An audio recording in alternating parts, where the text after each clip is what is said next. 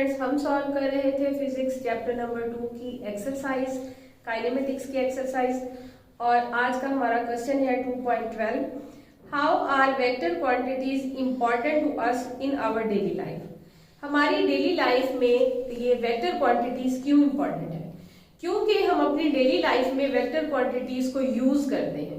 जब बात हम वेट की करते हैं, एक्सेलरेशन की करते हैं या वेलोसिटी की करते हैं, तो तब हम वेक्टर क्वांटिटीज की बात कर रहे होते हैं और वेक्टर क्वांटिटीज को यूज करते हैं। ये हमारी डेली लाइफ में यूज होती हैं। और समटाइम हम कोई भी लोकेशन या पोजीशन बताने के लिए भी वेक्टर को इस्तेमाल करते हैं। जब किसी भी जगह की, फॉर एग्जांपल आपने घर से स्कूल की पोजीशन बतानी हो, तो आप उसमें लेफ्ट, राइट या कोई भी डायरेक्शन जो देंगे, पोजीशन बताएंगे उसकी, तो वो भी एक वेक्टर क्वांटिटी होगी। तो हमारी लाइफ में, डेली लाइफ में वेक्टर क्वांटिटीज इंपॉर्टेंट है। तो इसका आंसर हम इस तरह लिखेंगे, in everyday life we use many vector quantities such as displacement, weight, velocity, acceleration and torque.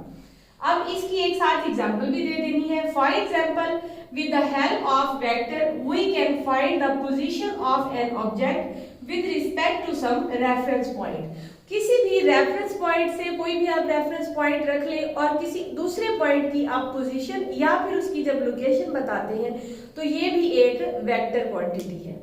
तो ये हमारी डेली लाइफ में वेक्टर क्वांटिटीज इसी तरह यूज हो रही हैं। ये था हमारा क्वेश्चन नंबर 2.12।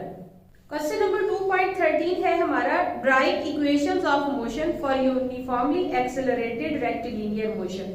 तो इक्वेशंस ऑफ मोशन हम चैप्टर में पहले कर चुके हैं और उस लेक्चर का जो लिंक है वो मैं डिस्क्रिप्शन बॉक्स में डाल दूंगी। इसका आंसर हम वहीं से करेंगे।